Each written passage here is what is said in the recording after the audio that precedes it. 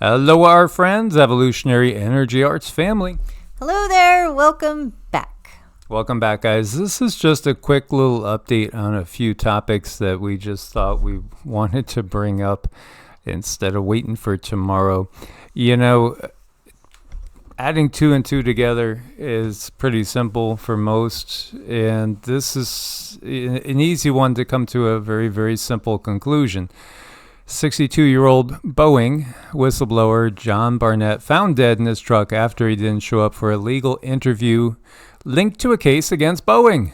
Boeing's a huge corporation, makes a ton of money, and they got wheels falling off. They got doors falling off. They got landing gear, with issues. I mean, it's just been one thing after another.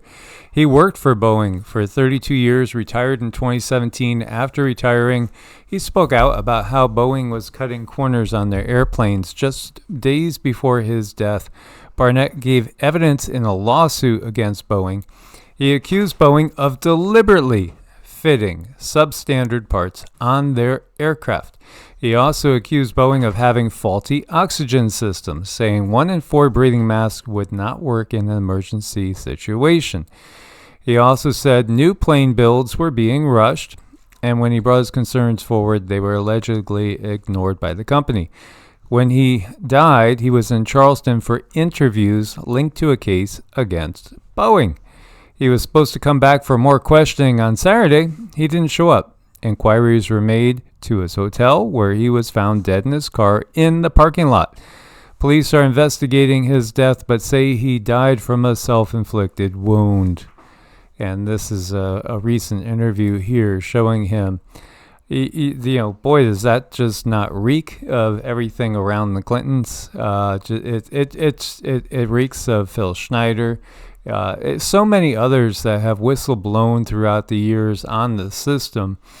I think the key here is talking about deliberately fitting substandard parts on their aircraft, because my personal opinion is this is all very, very deliberate. I don't think it's even necessarily all about money. I think there's a bigger agenda going on. And when I say all about money, I mean that necessarily, they're trying to save 2 pennies here, 3 pennies there. No, I think there's a much bigger agenda, as I don't think they want, again, humans flying or even moving about freely. They want to kind of lock us down.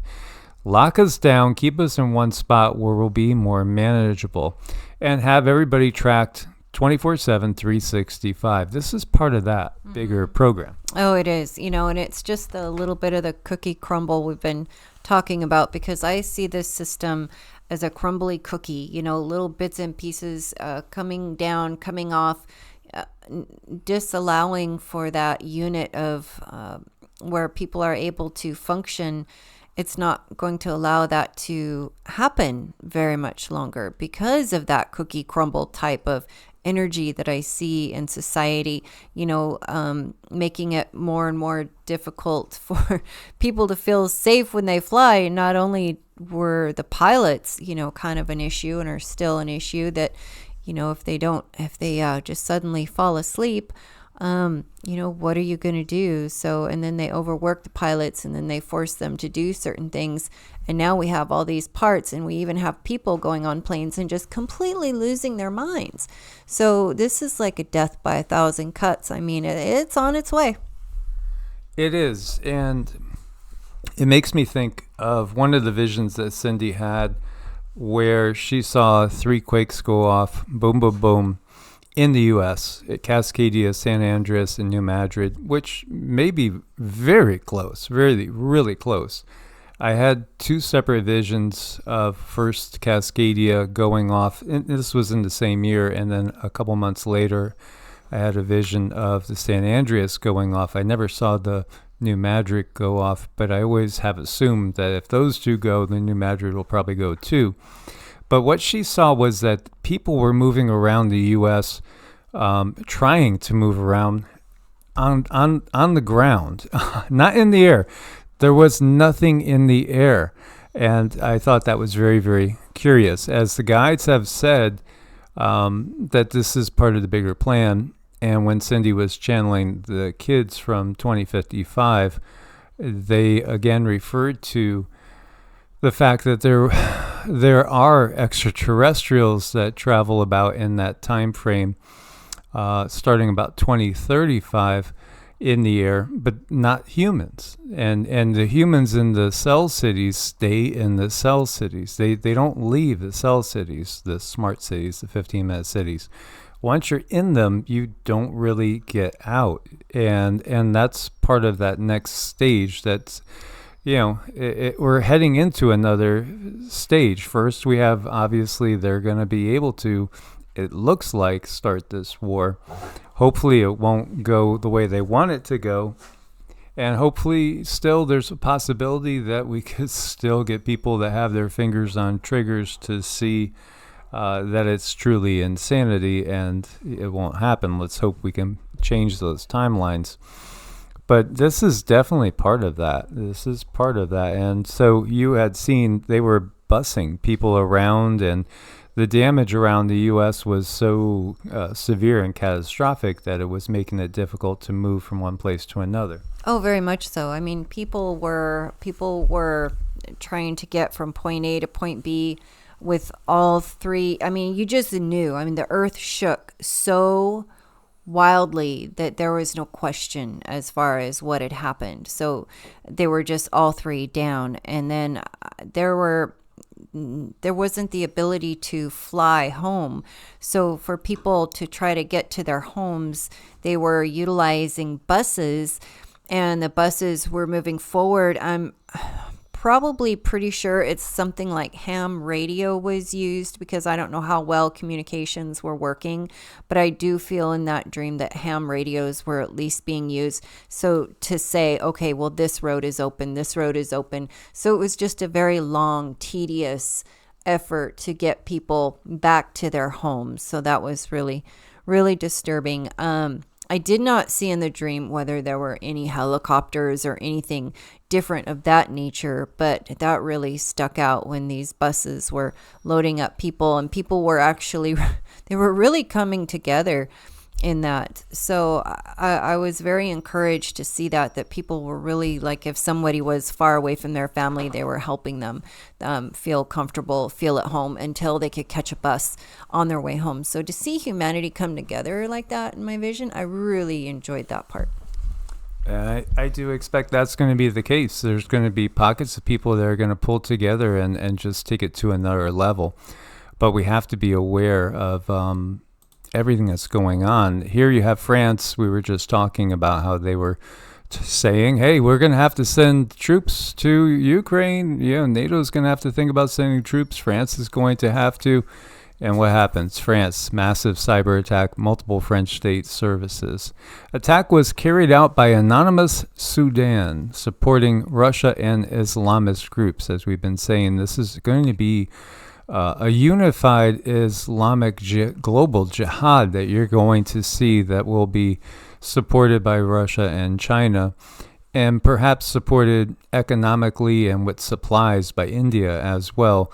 When you take 1.8 billion Muslims in the world, not all of them are going to be taking part in this, but a large percentage will be, and you have 1.4 billion people from China, 1.4 billion from India, and you add in all these other nations, it's quite clear that NATO, the U.S., and Israel is going to be vastly outnumbered and vastly outgunned, as what they've done is just to make sure that this ends up the way they want it to end up, with a new power structure in place. So, this is a massive, unprecedented cyber attack going on in France. And, again, connected to that Sudan group backed by Russia, etc. It's just, again, part of the beginning of the war that is going to be much more in our faces very shortly. Estonia suffered the biggest cyber attack in its history. According to the Information Systems Administration of Estonia, dozens of public sector websites targeted by the cyber attack. Almost 3 billion requests for malicious accesses were sent to government agencies on Saturday, especially The websites of the Estonian Police and Border Guard, Tax and Customs Services, Ministry of Justice also, and pro-Kremlin hacker groups claim responsibility for these attacks. Here you have the Estonian Prime Minister, Kaja Kallas, and candidate for Secretary General of NATO, welcoming Sweden into NATO, and underlines the importance of Estonia having all Baltic Sea neighbors as NATO allies. Says Russian aggression will only be met by more resistance. Well, it won't be long before Estonia, Latvia, Lithuania are all back under Russian control. And in France, by the way, there's a new law called the PFIZER Amendment, seeking to criminalize critics of this company and their technology with up to a year in prison or $15,000 fines. Again, Macron, Trudeau, members of the few, it's just so clear. And they know they can't control U.S. citizens' voices and etc. This is why they must take the U.S. down. And they're taking it down from the inside, leaving the gates wide open. It's Rome all over again, quite clearly. And meanwhile, you have farmers this morning got in position from 6 a.m., lined the watermark with manure and set it on fire. As the protests are still ongoing because they don't want us having the ability to grow our own food, because then we won't eat stuff that's all full of their technology, and then we might actually wake up even more. It's quite clear. Russian TV, this is what awaits NATO forces if they dare to cross the border in Ukraine. So, it's all coming out. It's very clear. It's just a matter of when the go signal is. And that go signal is not far off. Maybe we have a month, maybe two. But it goes back to what we got from the guides, December of 2022, for those that watch all the videos. They said 1.5 years, December 2022, and that was like the first week of December. So that looks like that timeline that they gave way back then is still completely in line with what we're seeing come out right now. The U.S. Harry Truman is leaving port and heading out. The Baton is heading into port. Otherwise, what do you notice? Well, let's see. Oh, Coast Guard. Oh, Coast Guard. Oh, yeah, Coast Guard. And this is Coast Guard as well. Yeah, there's not much home. And there's a good high likelihood that we'll send troops to Haiti. Again, it's all about leaving the gates open, eliminating any way of self-defense, and then the strike will come.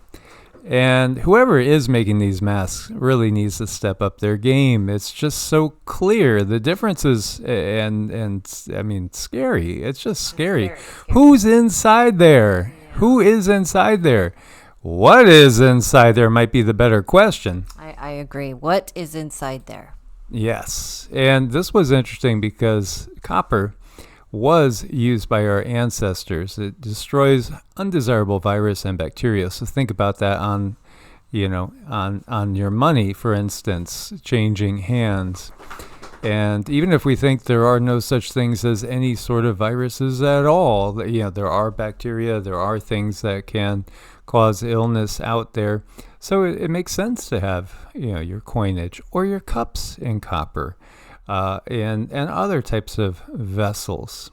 In fact, Ayurveda recommends storing water in copper vessels. It's just so obvious that all the good things from the past have been hidden and buried, but we're reawakening to this knowledge. Hooray, we are. I mean, it's wonderful. I know of a lot of people who would put copper rods in like horse troughs or cow troughs just to keep the algae at bay and keep that water tasting good, and as long as your horse isn't too shy, they'll drink from that trough. Even if they see the rod down there at the bottom, you might have to acclimate them to it. But this year, I'm also going to tinker around with some electroculture. Is that the word? Yes, I'm going to do that. I have my copper wire. I'm excited. We have a couple of beds that we need to get filled up, and we're going to put a bunch of plants in them, and I'm going to go to work and see what we can do with the electroculture this year. And don't forget to charge your water, whether you're going to be swimming in it, drinking in it, bathing in it. Use your intent, because your intent actually changes the water. Again, Dr. Masaru Emoto showed that to be a fact. So many have been brought up thinking that's woo-woo, this is woo-woo. And there was a comment by somebody saying, astrology, you do know that's the occult. And I saw like 5 people said, you do know occult just simply means that which is hidden. You know, this is what we're up against. We're up against people that are terrified because of the mainstream system putting this fear in them that they discover the truth of how things work. Then the system is going to just fall apart. And it will, as more and more are waking up every day. So thank you guys for being Patreons. Thank you guys for sharing videos. Thank you for staying still subscribed to the YouTube channels, as well as those that are watching on Rumble, Bitchute, and Brighteon. Yes, Brighteon. Good. That'll work. It'll work. Yes. Okay. Leave it at that. We'll leave it at that, and we'll say namaste and source bless. Namaste.